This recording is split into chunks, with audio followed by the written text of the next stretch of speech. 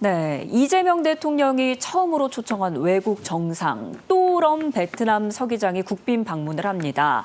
베트남 정상을 초청한 이유도 있을 것 같은데 또럼 서기장 어떤 인물인가요? 예, 일단 베트남에서 공산당 서기장이라고 하면은 베트남 권력 서열 1위 인물입니다.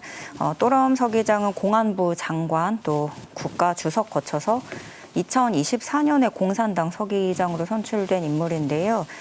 베트남은 우리나라하고 1992년에 수교를 맺었고 그 후에 10년 뒤인 2022년에 포괄적 전략 동반자 관계로 격상됐습니다. 우리가 그 외빈 방문이라고 했을 때 국빈 방문을 제일 높게 치잖아요. 네. 국빈 방문이라는 거는 명확한 규정에 따르면 대통령 명의의 공식 초청에 의한 외국의 국가 원수 또는 행정수반인 총리의 방한 이렇게 얘기를 하는데요. 이번에 국빈 방문으로 이루어질 예정이고요. 일단 오는 10일부터 13일까지 나흘간의 국빈 방문입니다. 11일에는 정상회담과 또 국빈 만찬을 진행하게 되고요. 우리 새 정부 출범 후에 방한하는 외국 정상 처음 있는 일이고 또 베트남 서기장이 방한하는 거는 11년 만의 일입니다. 네, 또럼 베트남 서기장의 국빈 방한과 관련한 대통령실의 브리핑 듣고 대담 이어가겠습니다. 또럼 당 서기장은 새 정부 출범 후 방한하는 첫 외국 정상입니다. 이 대통령은 8월 11일 월요일 예정된 정상회담 및 국빈 만찬 등을 통해 또럼 베트남 당 서기장과 함께 정치 안보, 교역 투자 분야 외에도 원전, 고속철도, 스마트시티 등 국책 인프라, 과학기술 인재 양성 등 미래 전략 분야에 대해 심도 있게 협의할 예정입니다. 네, 이 대통령이 베트남을 사돈의 나라다 이렇게 표현을 했더라고요. 그만큼 베트남과의 관계가 더 친밀하게 느끼고 그만큼 중요하게 생각한다라는 거겠죠? 네, 그렇습니다. 아시다시피 지금 결혼으로 이렇게 베트남하고 엮여 있는 가정들도 굉장히 많고 네. 그렇잖아요. 그런 의미에서 사돈의 나라라고 표현을 한 것 같은데 일단 베트남 국영통신사인 VNA와의 서면 인터뷰가 있었습니다. 서기장의 방한이 양국 관계의 현재와 미래에 어떤 의미를 갖는지 이런 질문이 있었는데요. 이재명 대통령은 양국 관계가 기존의 교역 투자 중심의 협력에 더해서 국책 인프라, 과학기술, 인재 양성 등 미래 전략 분야의 협력으로 한 단계 도약하게 될 것이라고 설명했습니다.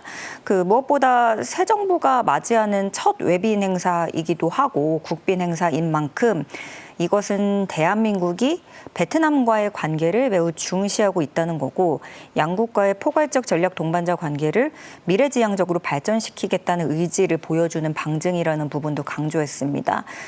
또 베트남의 다낭이 많이들 들어보셨을 거예요. 경기도 다낭시다 네. 이런 얘기를 하잖아요. 그만큼 한국인들이 베트남이 되게 좋아하는 관광지이기도 하고 요즘에는 다낭뿐만이 아니라 그 나트랑이나 푸꾸옥 이런 데도 정말 한국인들이 많이 가시고 맞아요. 어떤 여론조사에 봐도 한국인이 사랑하는 여행지 해가지고 이렇게 베트남이 꼭 상위권에 올라 있는데 그런 부분들을 얘기를 한 거죠. 그러니까 결국에 그거는 양국 간의 어떠한 문화라든가 인적 교류 더 앞으로 왕성하게 해보자라는 이야기를 꺼낸 거고요. 또 역으로 아까도 말씀드렸지만 결혼 이주 여성도 많이 있고 베트남에서 한국으로 와서 일하고 있는 그런 것도 많으면서 이제 관계가 깊기 때문에 앞으로도 좀 더 호혜적인 관계를 더 발전시켜 나가자라는 취지로 풀이됩니다. 네, 한 베트남 정상회담은 오는 11일에 열리게 되는데요. 그러면 어떤 내용들이 테이블에 오를까요? 정치 안보 기본으로 오르고 교역 투자 분야, 또 원전, 고속철도, 스마트시티 같은 이런 국책 인프라 포함이 될 것 같고요. 과학기술 인재 양성을 포함해서 미래 전략 분야에 대해서도 논의할 것으로 전망되고 있습니다. 우리가 지난달에 대통령 특사단을 베트남으로 보내서 또럼 서기장을 예방을 했고 친서를 전달했어요. 그런 과정들이 이번에 방한으로 국빈 방문으로 이어지게 된 것 같고요. 네. 또 이제 베트남이 원전에도 관심을 갖고 있고 고속철도라든가 주요 국책 사업들을 예정해 둔 게 많기 때문에 그 부분에 있어서 우리나라의 참여 부분을 좀 적극적으로 요청할 것으로 보여집니다. 이번에는 AI 반도체나 에너지, 고속철도 포함해서 10여 개 분야에서 그 양해각서 MOU 체결할 것으로 전망이 되고 있고요.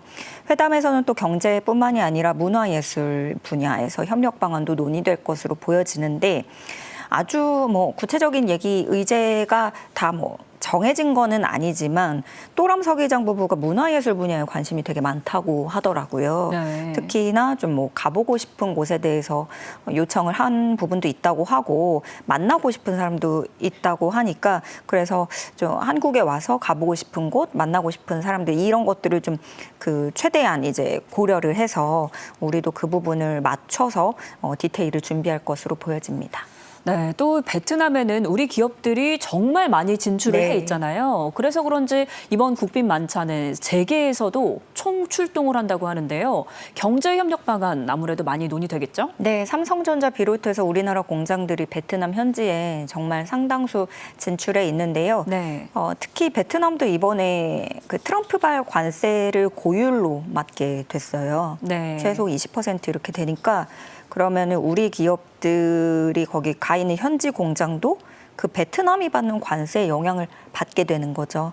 우리 가전 분야 특히 이 생산 기지로서 변수가 커진 만큼 양국 간의 그 관세에 대한 논의도 굉장히 절실해 보이고요.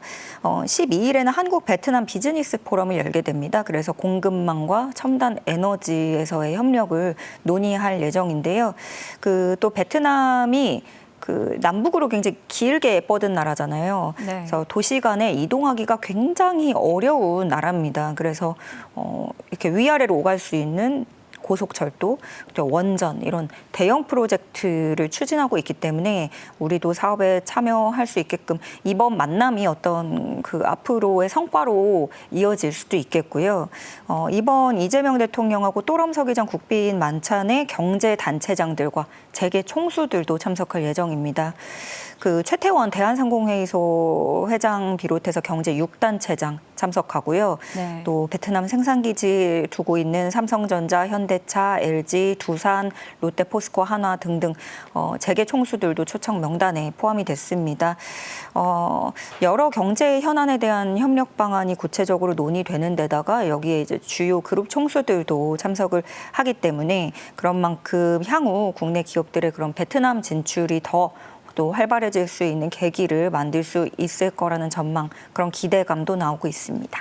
네, 아무래도 이번 방문을 통해서 이재명 정부의 아세안 외교 전략이 조금 더 뚜렷하게 드러날 거다 이런 기대도 많은데 어떤 점을 좀 주목해서 봐야 할까요? 그러니까 이 최근 수년 사이에 그 미중 갈등이 격화되고 있고 이거는 트럼프 일기 행정부 때도 마찬가지였고요.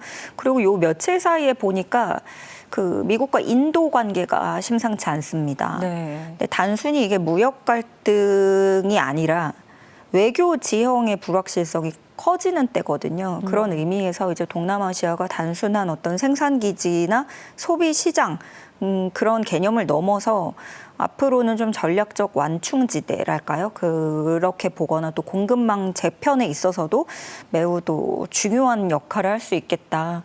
요렇게 보는 시각들이 있거든요. 특히나 베트남 같은 경우에는 그 노태우 정부 때 92년 때 그 당시에 수교한 이래로 모든 대통령이 공식 방문을 했던 나라이기도 해요. 그래서 이재명 대통령도 세일즈 외교에 나설 것으로 보이는데 왜냐하면 그 아세안 지역에 지금 우리는 그동안에 그 비상계엄하고 대통령 탄핵 국면을 겪으면서 그 공백 기간이 있는 동안 다른 나라들은 아세안 국가들의 이제 계속 찾아가면서 엄청난 공을 들이고 있었어요. 우리가 잃어버렸던 시간 동안 수주 전쟁을 엄청나게 벌이고 있었는데 뭐 이시바 시게루 일본 총리도 그렇고요. 마크롱 프랑스 대통령, 시진핑 중국 국가주석도 그렇고 주요 정상들이 연이어서 베트남을 찾아가기도 했습니다. 그래서 우리도 이제 조금 뒤늦게 뛰어드는 감이 있지만 세일즈 외교에 전면적으로 나설 테고요. 전문가들은 또 이 우리나라가 정책을 통해서 아세안 국가를 중요하게 여기고 있다라는 점을 일관되게 알릴 필요가 있다고 제언을 하고 있습니다.